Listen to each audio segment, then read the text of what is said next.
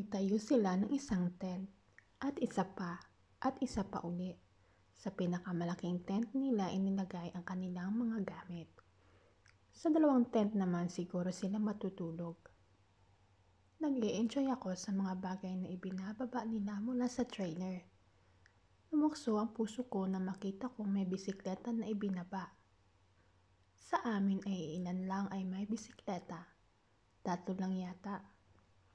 Isa si Jomari na pinsan ko, na ginagamit pa niya sa pagtitinda ng pandesal at bonete. Parang pandesal din kaya lang ay bilog at makintab ang ibabaw. May tinda nito ngayon sa French Baker. May muffin pa. Kung magkaibigan na kami ni Clarita, ibig sabihin ay makakahiram ako sa kanya. Ang saya-saya, sabi nga ni Tita Glow. Sumakay roon si Clarita, bahagyang nagpaikot-ikot sa kinapaparadahan ng trailer bago dumiretso patungo sa kinaroroonan ko. Bumilis muli ang pintik ng aking puso. "Huwag kang lalayo," sigaw ng kanyang ama. "Baka mawala ka, hindi mo pa kabisado ang lugar." "Opo, dito lang po ako," sagot niya. Maingat ang pagbibisikleta ni Clarita at halatang sanay siya. Ngayon lang ako nakakita ng babaeng nagbabike at ang ganda palang tingnan. Napakaswabe ng kilos niya, maging ang pagpedal. Ang mahaba niyang buhok ay tinatangay ng hangin. Pumasok siya sa madabong bahagi na natatanaw ko pa rin. May purpose pala kung bakit siya nagpunta roon. Inihinto niya ang bike at bumaba. Matagal na nakiramdam. Napatingin pa siya sa kinaakitan ko kaya lalo akong sumiksik sa malaking sanga. Hindi ako kumikilos at halos hindi humihinga. Para bang alam niyang naroroon lang ako. Inalis niya ang tingin sa kinalalagyan ko at pumasok sa bahaging mas mahahaba ang damo. Matagal muli siyang nakiramdam. At nang matiyak na walang nakakakita, ay nagtanggal ng botones ng kanyang jumper. Muntik na akong makabitaw sa pagkakahawak sa sanga, lalo na nang tanggalin niya ang jumper at ibaba ang kanyang underwear. Call of nature. Kanina pa siguro nag-jingle. Kaya lupang yun na dati-rati ay tubig ulan lang ang dumidilig ay nabasa ng katas mula sa isang kagandahan. May virgin eyes. Napakarami ko ng lamang sa mga kalaro ko. First time din akong nakakita ng behind ng isang napakaputing dalagita. Move over J-Lo and Beyonce. At dagdag uling ganda points yun para kay Clarita. Bootylicious din pala siya. Buti na lang at nakatalikod siya sa akin. Kung nakaharap, baka nahulog na ako sa pagkakakyat. Ibinalik niya ang mga kasuotan after comforting herself. Sumakay muli sa bike at nagbike na nasa kanyang pamilya, abala pa rin sa mga ginagawa. Naiwan ako masikip na masikip ang suot na shorts. Makalipas ang ilang sandali, nang mapayapa ng aking kalooban, ay bumaba na ako sa puno at umalis na roon. Sobra-sobra ng swerte ko. Sa ibang araw naman. Tumatakbo ako pabalik sa bahay namin na ang mga nakita ko kay Clarita ang laman ng aking isipan. Ang puti ng kanyang kwan. At simula na pala yun ang mga pangyayaring gigising sa aking kamalayan at kainosentehan. Maaga kaming natulog dahil wala pang kuryente noon sa aming baryo. Pagdating ng alas 9 ng gabi ay pinapatay na ng aking ama ang Aladdin o Coleman. Nakatulog ako na si Clarita ang nasa isip. Nang magising ako kinabukasan, ay nakabihis ang aking ama't ina. Obviously ay hinintay lang nila akong magising. Sinabihan ako ni inay na mag-almusal na at may pupuntahan kami. Hindi marahil sa kabayanan dahil hindi magkarbo ang kanilang bihis. Nakabikis sa bewang ng aking ama ang mahaba ng itak at ang kanyang tibolang baril. Inihanda rin niya ang kanyang rifle, isang 30M1 Semi-Garand, isang popular na baril sa Pilipinas matapos ang World War II. Tatlo actually yung baril ni Itay. Bukod sa Garand ay meron din siyang carbine at caliber 38. Hindi pa uso noon ang M16, Uzi o kaya AK-47. Nakalimutan ko nga palang sabihin sa inyo na World War II veteran ang aking ama. At siya ang tumatayong Kapitan del Barrio sa aming nayon noon, ang katapat na barangay chairman ngayon.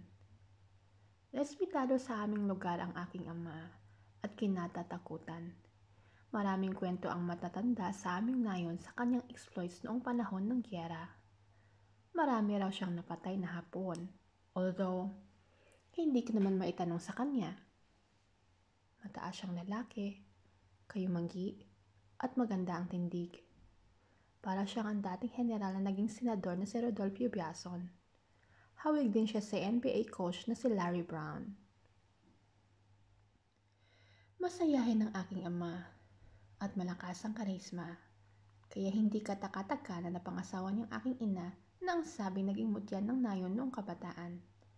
Ang aking ina naman sa nakita kong photo niya nang ikasal sila ni Itay ay hawig kay Isabel Oli, though hindi gaanong matangkad. Lagi silang nagkwikwentuhang mag-asawa at ang mga kwento nila tungkol sa nakalipas na panahon at sa mga lumang tao na hindi ko kilala ay pwedeng ihanay sa mga pelikulang napapanood ko sa HBO Originals.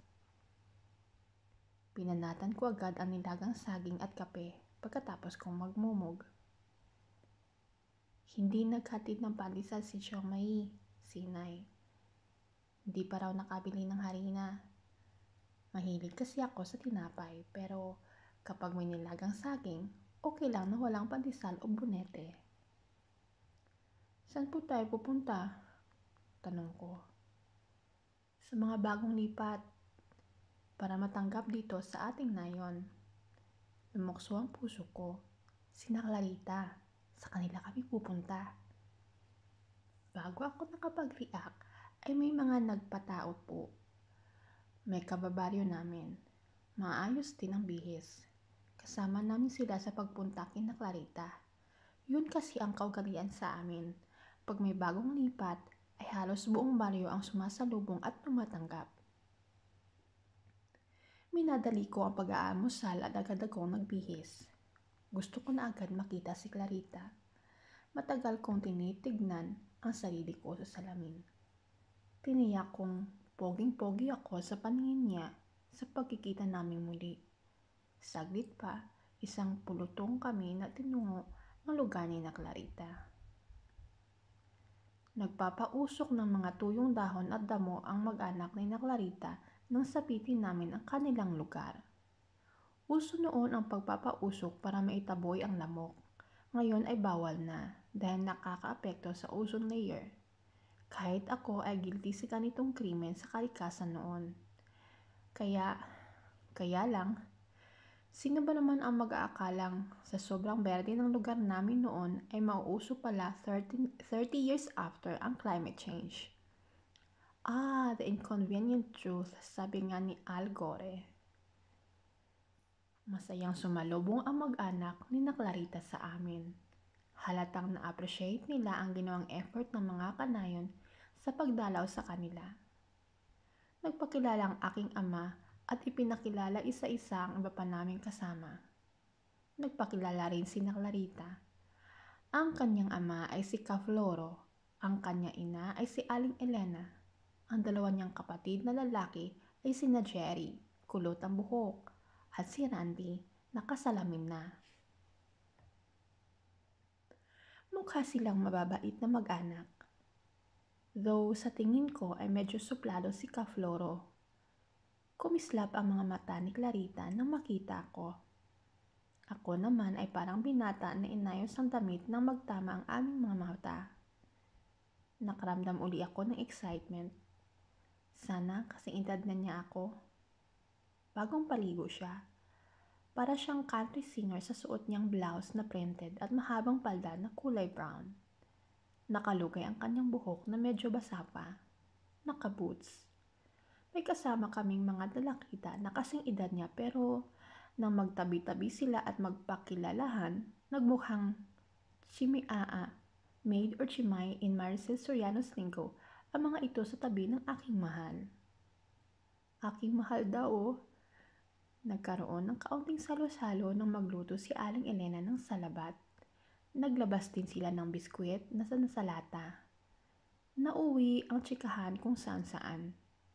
Tuloy rin ang tsika ni Clarita sa mga kaedad niya, babae at lalaki. Kasama na ang pinsan kong si Kuya Jomari. Napansin kong lagi siyang nakatingin kay Clarita at bigla-biglang nakaramdam ako ng selos. Gwapo si Kuya Jomari at maraming may crush sa kanya. Para siyang kayumangging Jay Cuenca. Mabait siya sa akin. Laging may libreng isang bonete ako sa kanya. Siya ang nagturo sa akin na magsaranggola, gumawa ng tumpok at tirador. Graduate na siya ng high school at ewan ko kung ano kukunin niya sa college. Baka raw kasi magsundalo na lang siya pag hindi nakapag-enroll. Uso kasi sa amin ang pagsusundalo sa mga binata. Ang mga dalaga ay pagka-teacher naman ang gustong gawing karir. Ako, hindi ko pa alam. Siguro, kung anong gusto ni Clarita na maging karir ko, ay, wala na ako nasa isip kundi si Clarita. Naglabas si Clarita ng phonograph at nagsalang ng plaka. Hindi ako pamilyar pero parang Love Me Tender ni Elvis Presley yun. Nagtilian at nagtudyuhan ang mga bagets. Wala pa noon ang high-tech na sound system. Maraming kabataan ngayon ang hindi na aware kung ano ang phonograph. Good thing na may mga audiophile na nagsusulat tungkol dito. And that the turntable is making a comeback. Sa nakita ko nagkaroon ng instant bonding si Clarita sa kanyang mga kaedad. Mabuti naman, kung mawiwili siya sa aming nayon, chances are dito na rin siya magtatagal at masayang development yun para sa akin. Hindi kami nagkaroon ng pagkakataon ni Clarita na makapag-usap dahil naging busy siya sa pakikipagchika sa mga bagong kakilala of her age. Ako naman ay nakipaglaro pansamantala ng tumbang preso sa aking mga kaibigan. Mahusay ako sa larong ito at pansamantala, kapag nakapagpapatumba ako ng lata, nagbabalik ako sa paghalakhak bilang musmos at hindi ang nag-aastang binata sa isip. Natapos ang pagtanggap sa mga bagong dating sa pangakong tutulong ang buong nayon sa pagtatayo ng pamilya ni Clarita ng mga kubo na kanilang titirahan. Handa raw namang magbayad ang pamilya. Noon ko rin lang narinig ang salitang abroad. Galing pala sa abroad si Ka Floro at doon nagtrabaho. Nakaipon na ng sapat na pera kaya nagplano ng magtayo ng farm o rancho.